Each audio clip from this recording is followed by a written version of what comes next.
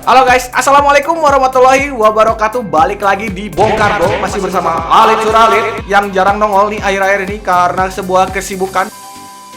Tapi di kesempatan kali ini gue kebagian buat nge-review jamnya dari Olight nih, smartwatch Olight W11. Menurut gue ini adalah smartwatch budget dengan fitur health monitoring yang oke. Yuk, kita masuk ke videonya.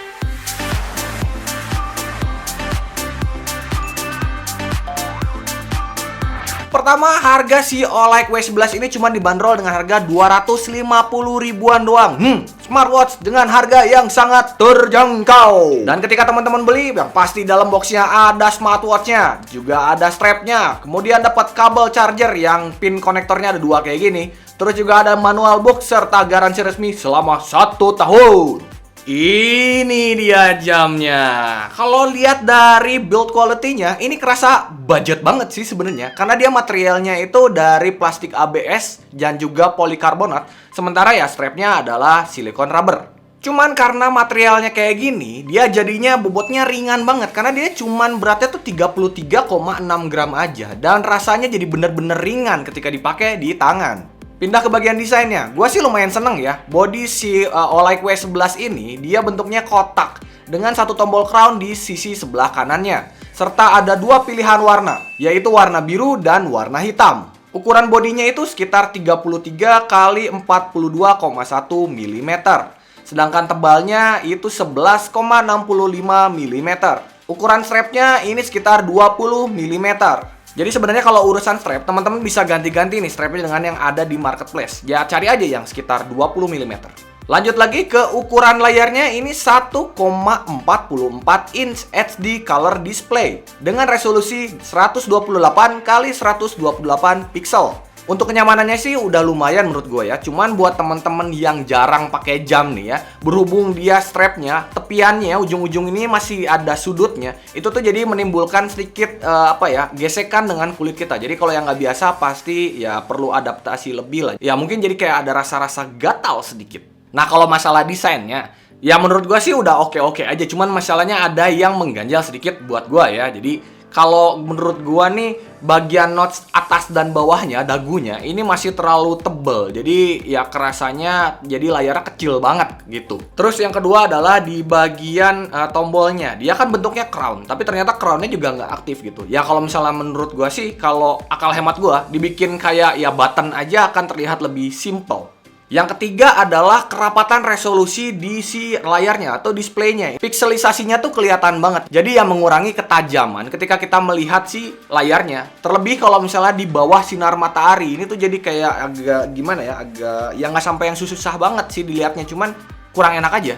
Terus untuk gestur pada layarnya, ini masih kerasa terbatas ya, maksudnya dia nggak smooth mengikuti gerakan tangan kita gitu, masih kerasa geret-geret-geretnya. Terus juga kadang gue mau nge-swipe itu jadinya malah ke touch. Nah gue nggak ngerti nih, cuman ya udahlah. Tapi ini hanya opini gue pribadi. Nah kalau menurut teman-teman hal-hal kayak gini penting nggak? Komen di kolom komentar di bawah ya.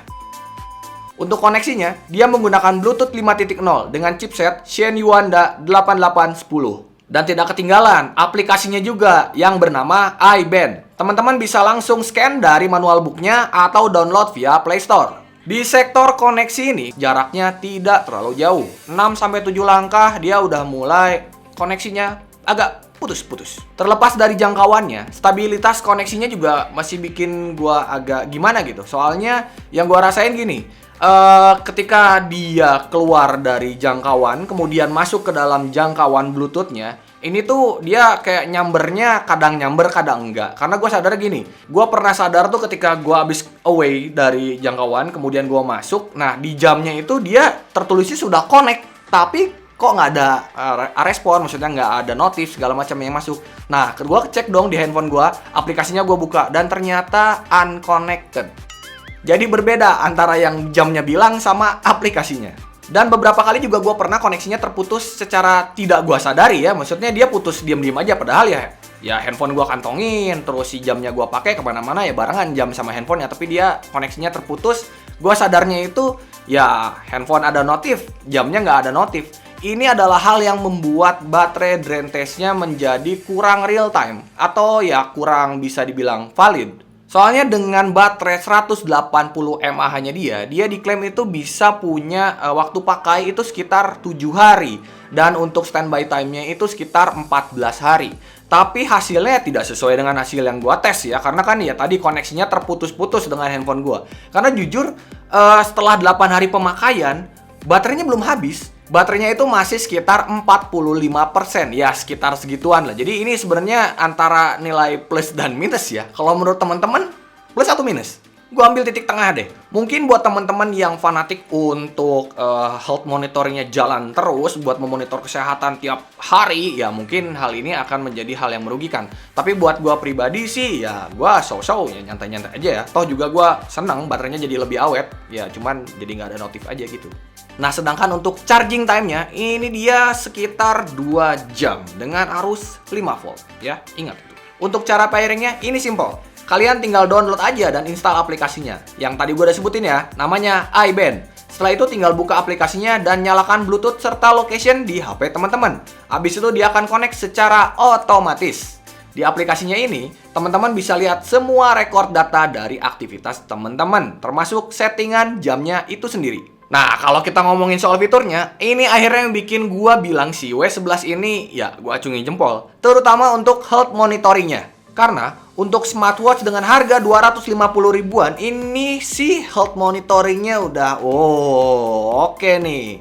Harga segini dia punya health rate, dia punya blood pressure, dia punya oxygen reading, dia punya sleep monitoring, dan body temperature checking. Yang pasti teman-teman juga bakalan kaget, karena gue juga kaget. Yang tingkat akurasinya hampir sama dengan medical device yang kita punya. Teman-teman bisa lihat sendiri selisih angkanya yang nggak beda jauh nih. Ini beneran kepake banget untuk monitoring kesehatan kita sehari-hari. Selain itu, dia juga sudah dilengkapi dengan Race to Wake Up yang bisa di-setting di aplikasinya kalau teman-teman mau. Dia juga sudah dilengkapi dengan IP67 nih, gue pakai mandi aman. Dia udah bisa dipakai untuk remote kamera, buat selfie, tinggal goyang doang, langsung foto cekrek gitu sendiri handphonenya.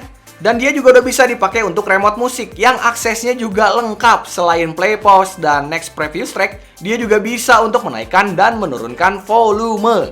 Dan yang pasti, dia juga bisa memberikan notifikasi dari berbagai aplikasi yang ada di handphonenya temen-temen.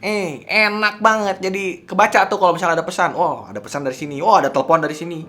Nah, dia tapi tidak bisa dipakai untuk telepon langsung. Hanya memberikan notifikasi. Cuma sayangnya di fitur kesehatan ini atau di sportnya, dia cuma punya 4 mode olahraga itu. Jadi kayak dikit banget. Dia ada mode sepeda, ada hiking, ada bulu tangkis, dan running. Oh ya, perlu gua sampaikan juga kalau dia belum dilengkapi dengan GPS. Jadi GPS-nya masih tergantung dari smartphone teman-teman. Untuk ketersediaan watch face-nya, di jamnya cuman ada 3. Nah, sisanya ada di apps-nya. Cuma masalahnya, ketersediaan watch face di aplikasinya juga nggak banyak. Hanya ada total sekitar 18 pilihan, yang kebanyakan desainnya lucu-lucuan. Ya buat cewek sih mungkin demen-demen aja ya. Cuman kalau misalnya buat cowok gitu, apalagi yang pengen agak formal, ya susah buat dapet sih.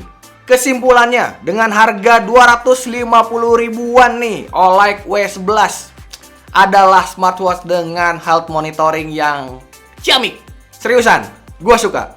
Tapi karena perbedaan harga dengan W12-nya nggak jauh, hanya sekitar 50 ribu, gue sih lebih suka sama W12-nya dari si Olight ya. Karena ya dia punya banyak kelebihan.